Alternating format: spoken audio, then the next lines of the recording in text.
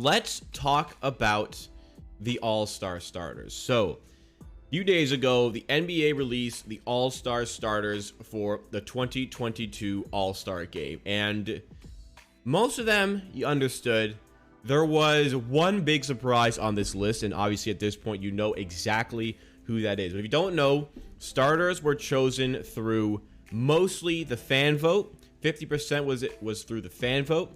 25% of it was through the player vote, and 25% of it was through the media vote. However, with the fan vote taking 50%, it gave the opportunity for fans to really have a say in who got to start in the All-Star Game. And for one player, that proved to be extremely beneficial, because we see Kevin Durant, Giannis, Embiid, DeRozan, Trae Young, LeBron, Nikola Jokic, Andrew Wiggins, Steph Curry, John Morant. So obviously the big one is Andrew Wiggins.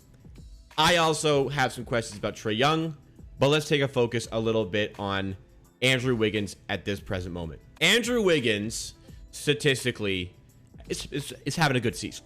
Let's make no mistake about it. Andrew Wiggins is not a scrub. However, there are a lot of players much more deserving of that forward spot than Andrew Wiggins in the starting lineup. Mainly, I'd say Rudy Gobert should probably be in that. And Cat. One would argue Cat over Rudy Gobert, but both of them should be over Andrew Wiggins in this discussion. But the reason Andrew Wiggins got in is because Rudy Gobert and Cat got player votes and they got media votes. They didn't have as much pull in the fan vote. They had fine fan votes, but Andrew Wiggins absolutely dominated the fan vote, and we are going to take a look why. This guy is the reason Andrew Wiggins is starting the All-Star Game. One man, a K-pop star with no idea who he is, but he's got 9.6 million followers.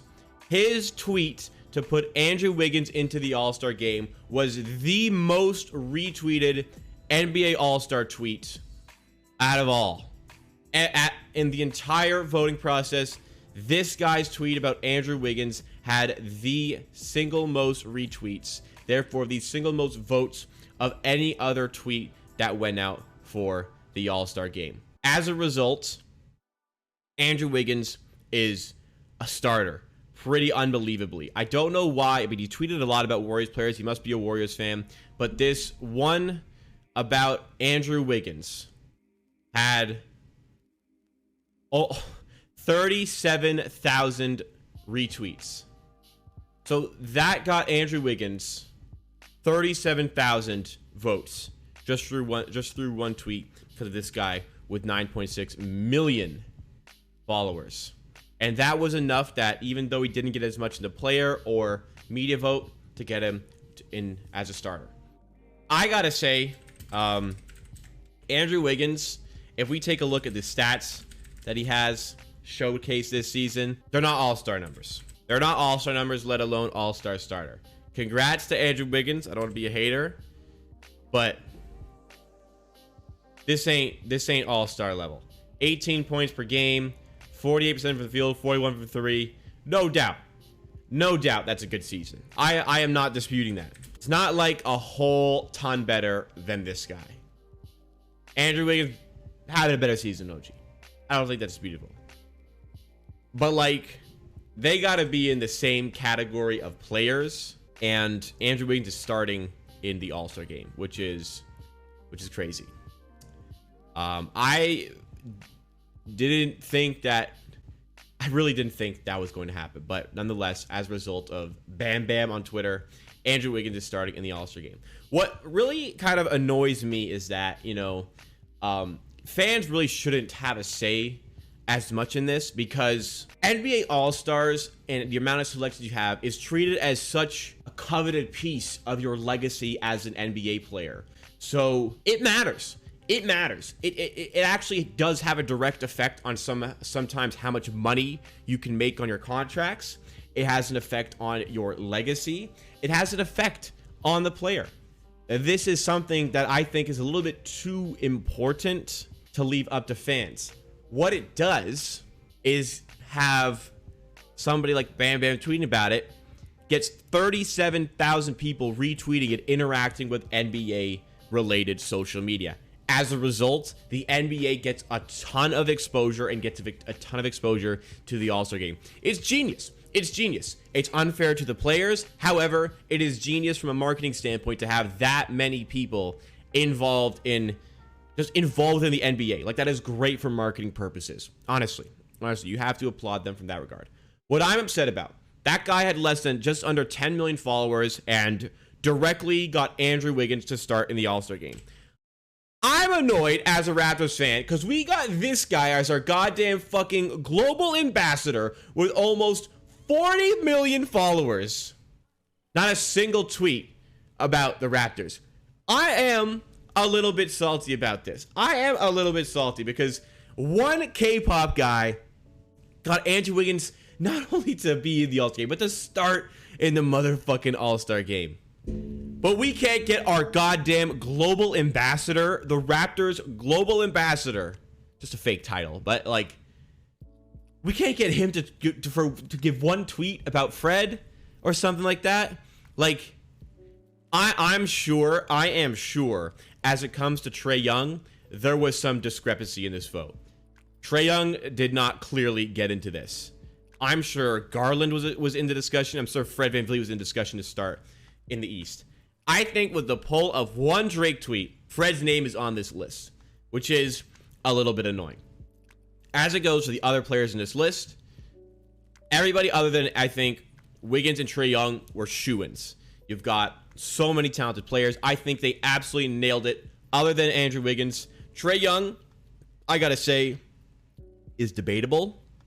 Debatable. Not like horribly upset, but I think there's certainly a case for Fred, and there's certainly a case for Darius Garland. They decided to go with Trae Young in the end. I think there's a case for Zach LaVine as well. God damn. The reality is, it's going to be an interesting All-Star game. I just hope Fred VanVleet is going to take part. Kevin Durant is injured, won't be playing in the All-Star game, so he's a captain. He's going to be selecting his team, but he will be replaced by a player. So how it works for the reserves, the guys who aren't starting, that is completely down to the coaches' vote. I'm hoping, since a lot of coaches are putting a lot of focus on defending Fred VanVleet, he's one of the most doubled players in the NBA. Since coaches have to worry about Fred so much, my hope is that coaches who are worrying about this player are thinking about him when it comes to the voting process to get him into the game.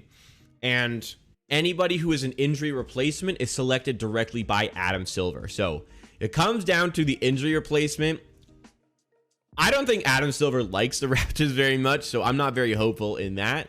I'm hoping the coaches pull through. There was a little bit of a leak today, actually, that there was like the NBA accidentally leaked an all-star tape for LaMelo Ball.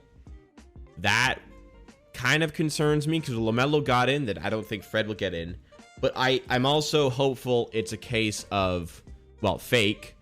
Or I think it's possible that whoever is the admin or whoever is in charge of creating these videos for the NBA, just like a worker, an employee, has to make a lot of these tapes for anybody with a possibility of getting in the game, just so that they can drop them immediately after the team is selected. So I think it could be a possibility that is the case. As somebody who worked in social media, I understand. I've made graphics and videos that never get dropped because it's just not necessary to drop, but it's there in case.